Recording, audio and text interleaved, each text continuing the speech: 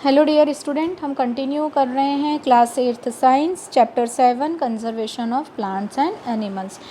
अभी तक हम प्रीवियस वीडियो में काफ़ी कुछ इस चैप्टर्स में देख चुके हैं। हमने डिफॉरेस्टेशन के बारे में डिटेल में देखा, इन इट्स कॉन्सिक्वेंसेस देखे, उसके क्या इफ़ेक्ट्स हैं वो देखे हैं, है ना। फिर उसके बाद में हमने जो था एंडेमिक स्पीशीज़ के बारे में देखा था। फिर हम बायोस्फीयर्स के बारे में देख चुके हैं। ये सब चीज़ें हम प्रीवियस वीडियोस में पढ़ चुके हैं। अगर आपने वो नहीं देखा है तो आप हमारे चैनल ब्रजेश बागड़ी पे जाके हम ये सारी वीडियोस देख सकते हैं। आपको हमारे वीडियोस पसंद आ रहे हैं तो हमारे चैनल को लाइक, सब्सक्राइब एवं वीडियो को शेयर करें।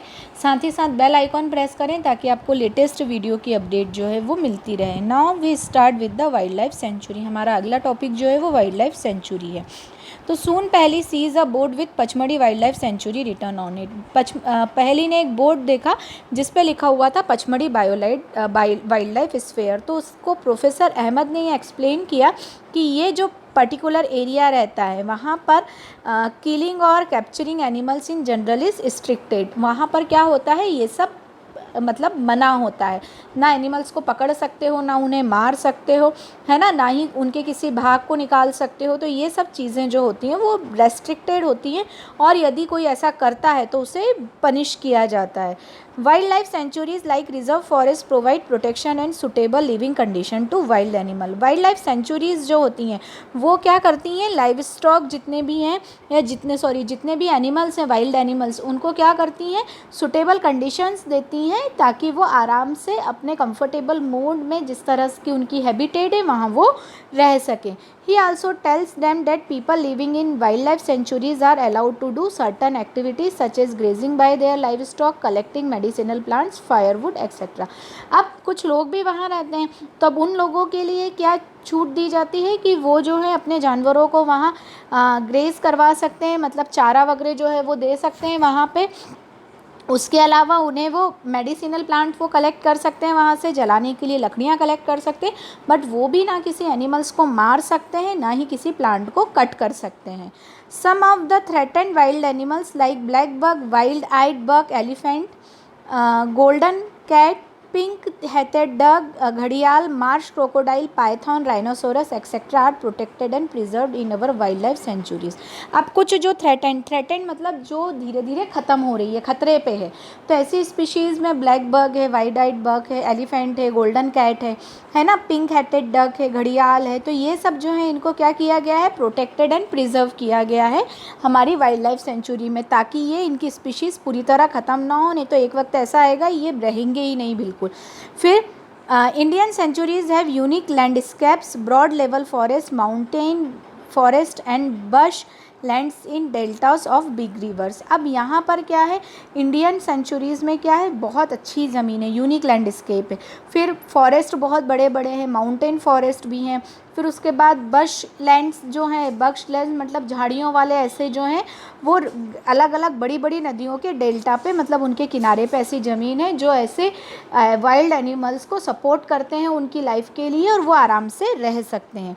It is a pity that even protected forests are not safe because people living in the neighborhood and encroach upon them and destroy them. अब देखो, भले ये प्रोटेक्टेड फॉरेस्ट हैं but फिर भी क्या है, ये पूरी तरह सुरक्षित नहीं है। क्यों नहीं है? क्योंकि इसके आसपास रहने वाले लोग क्या करते हैं, इन्हें नुकसान पहुंचाते हैं और ख़त्म करते हैं। Children are reminded of their visit to the zoo. वो क्या करते हैं कि बच्चों को याद आता है कि वो जू भी गए थे। They recalled that zoo was also place where animal receive protection. उनको ये भी आता है कि जू भी एक ऐसी जगह थी जहाँ पे एनिमल्स को प्रोटेक्शन दिया जाता है। बट वहाँ क्या होता है, एनिमल्स जू में क्या है, बहुत ज़्यादा कंफर्टेबल नहीं रह पाते हैं क्योंकि उन्हें पिंजरों में बंद किया जाता है, या फिर वो ओपन भी रहते हैं तो बहुत ज़्यादा बड़े स्पेस पे नहीं रहते हैं, छोटी स्पेस पे रहते हैं, तो वो उतने कंफर्टेबली नहीं रह पाते हैं जितने ये सेंचुरीज़ में या बायोस्फीयर रिजर्व में रहते हैं। देन हमारा नेक्स्ट है नेशनल पार्क्स। अब नेशनल पार्क्स क्या होते हैं वो हम देखें तो on the road side there was another board on which was written Satpura national park. उनको एक और बोर्ड दिखाई देता है दूसरी तरफ जिस पे लिखा था Satpura national park. Children are now eager to go where. अब बच्चे बहुत उत्सुक हो जाते हैं वहाँ जाने के लिए। Madhav ji tells them these reserves are large and diverse enough to protect whole sets of ecosystem। Madhav ji ने उनको बताया कि ये जो रिज़र्व है बहुत ही बड़ा है और ये क्यों बनाया गया है, ताकि इकोसिस्टम को पूरी तरह से प्रोटेक्ट किया जा सके। They preserve flora fauna landscape and historical object of an area. वो जानवरों और पौधों को तो सुरक्षित कर ही रहे हैं उस एरिया के, मतलब प्लांट्स और एनिमल्स को तो प्रोटेक्टेड कर ही रहे हैं, उसी के साथ साथ वहाँ ज़मीन जो हिस्टोरिकल ऑब्जेक्ट जो हैं उनको भी प्रोटेक्टेड रखा जाता है। Satpura national park is the first reserve forest of India. Satpura national park जो है वो इंडिया का पहला रिज़र्व फॉरेस्ट है ना, ऐसा रिज़र्व जंगल है जहाँ पे एनिमल्स को प्रोटेक्ट करने का काम किया जाता है। The finest Indian teak is found in this forest. और सबसे अच्छा जो टीक है ना, टीक प्लांट जो है वो इस एरिया में मिलता है। There are more than 100 national parks in India. India में लगभग 100 से भी ज़्यादा नेशनल पार्क्स हैं। Rock shelters are also found inside the Satpura National Park. These are evidence of prehistorical human life in these jungles. Rock shelters मतलब पत्थरों के बने हुए रहने की जगह, तो वो भी कहाँ है, सतपुड़ा नेशनल पार्क में मिलती है। और वो ये बताती है कि जो पुराने लोग थे या पुराना ह्यूमन था वो किस तरह से इन जंगलों में रहता था। These give us an idea of life of primitive people। यह पुराने लोगों की लाइफ का आइडिया देता है कि किस तरह वो लोग रहते थे और क्या उनकी लाइफ स्टाइल थी। Rock painting are found in this shelter. और इनके ऊपर पेंट करे हुए भी दिखाई देते हैं, इन जो रहने की जगह है वहाँ हमें पेंट भी दिखाई देते हैं। A total of 55 rock shelters have been identified in Pachmarhi biosphere reserve. Total लगभग 55 रॉक शेल्टर्स हैं, मतलब ऐसी पत्थरों से बनी हुई गुफाएं हैं पचमढ़ी बायोस्फीयर रिजर्व में। Figures of animals and men fighting, hunting, dancing and playing musical instrument are depicted on this painting। इसमें जानवरों की, मनुष्यों की आपस में लड़ते हुए, शिकार करते हुए, डांस करते हुए, खेलते हुए, है ना, म्यूज़िक इंस्ट्रूमेंट बजाते हुए, मतलब ये सब जो है ये इसमें बना हुआ है। Many of tribals still live in the area. बहुत सारे ऐसे जातियाँ भी जो हैं मतलब इस एरिया में जो पर्टिकुलर सालों से रहती आ रही हैं वो अभी भी रह रही हैं वहाँ पर। As children move ahead, they see the board with Satpura tiger reserve. जैसे ही बच्चे आगे बढ़े उनको क्या दिखाई दिया, सतपुड़ा टाइगर रिजर्व का बोर्ड दिखाई दिया। Madhav ji explain that project tiger was launched by the government to protect the tigers in the country.